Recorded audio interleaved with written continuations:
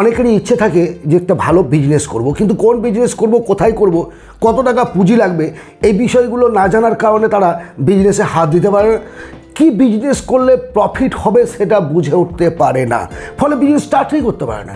আজকে আপনাদের সঙ্গে আমি 4টে বিজনেস নিয়ে আলোচনা করব, এমন 4টে বিজনেস যেখানে আপনি যেমন পুঁজি দেবেন, অর্থাৎ যেমন গুড় দেবেন তেমনি মিষ্টি হবে। ছোট থেকে শুরু করে এই বিজনেসটিকে একটা সময় আপনি একেবারে হাই লেভেলে নিয়ে যেতে পারবেন।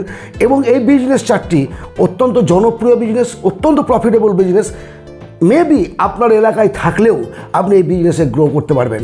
বিজনেস 4টি গ্রামে করা যায়, শহরে করা যায়, যে কোনো জায়গায় আপনার একটু ভালো পজিশন নিয়ে এই বিজনেসটি আপনি শুরু করতে পারেন। প্রথম বিজনেসটি হলো কুইক সার্ভিস রেস্টুরেন্ট।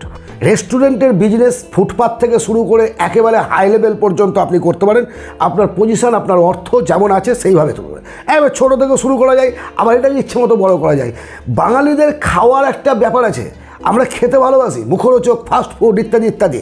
এবং দেখুন, শখ করেও প্রতিটা বাঙালিদের মধ্যে, প্রত্যেকটার মধ্যে, পশ্চিমবঙ্গ বলুন বা আপনি বাইরের কোথাও বলুন, বাংলাদেশ বলুন, এই সমস্ত জায়গায় মানুষরা বিকেলবেলায় ঘুরতে যায় আর রাস্তার ধারে দাঁড়িয়ে ফুচকা খায়, আপনার ফাস্ট ফুড খায়, এগ রোল খায়, মোমো খায়, ইত্যাদি ইত্যাদি খায়। তাহলে আপনি কুইক সার্ভিসের জন্য, কুইক সার্ভিস কেন বললাম, অনেক তো রেস্টুরেন্ট আছে সেখানে বসে চার দেখে লাইন দিয়ে বসে থেকে খেতে হয়।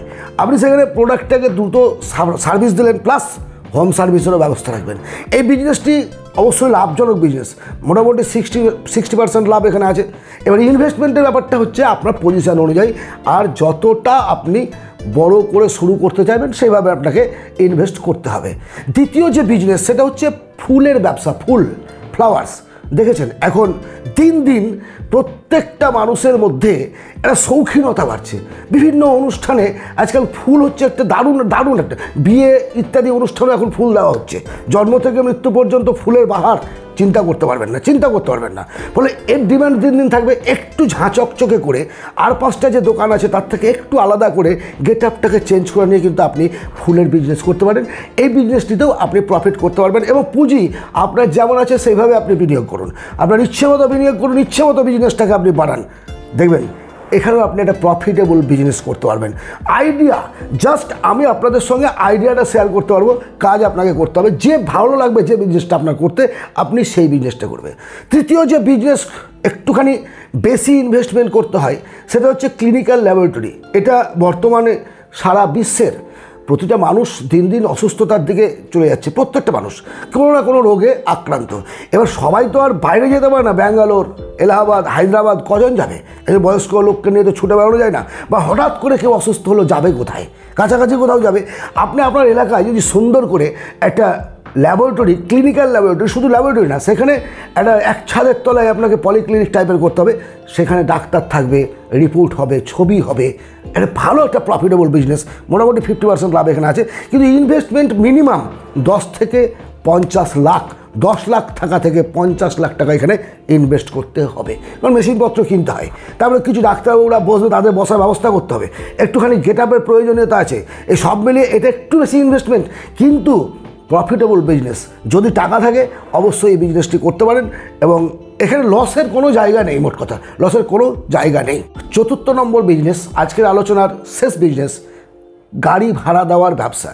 গ্রাম থেকে শহর পর্যন্ত সবাই গাড়ি কিনতে পারে না, কিন্তু গাড়িতে করে কোথাও যাব, আত্মীয় বাড়ি যাব, বিয়ে খেতে, অন্নপ্রাশন খেতে, ভোজ খেতে, বা কোথাও ঘুরতে যাব, উইকেন্ডে একটা ট্যুর, সপ্তাহের সাথে কোথাও ঘুরতে যাব, গাড়ি ভাড়া করে যাওয়ার একটা প্রবণতা বাড়ছে। তার থেকে কারণটা হচ্ছে হিউমিডিটি।